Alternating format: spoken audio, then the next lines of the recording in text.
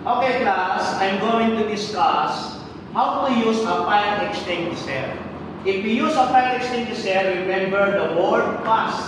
P is for pull. Pull the pin on the fire extinguisher handle and the nozzle bore of the extinguisher at the base bottom of fire. Squeeze the handle together to make the extinguisher work. Sweep the nozzle bore of the extinguisher from side to side as if we are using a broom. So, ito po yung ating fire extinguisher. Yung pin na yan, guys. P is for pull. Pull the pin. Ito po yung pin. And then, aim. Itututok mo itong nozzle. Itututok nyo. Kasi isa na bago eh. May plastic pa. Itututok nyo itong nozzle. And then, squeeze the handle. Ito yan, without pin. Pag in-squeeze mo, lalabas na yung chemical.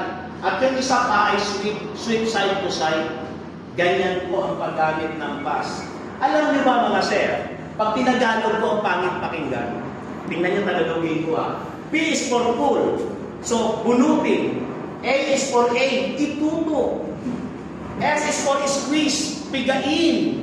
At yung isa pang S ay sweep. Iwas-iwas. Bunutin mo. Itutok mo. Pigain mo. Iwas-iwas mo. Okay?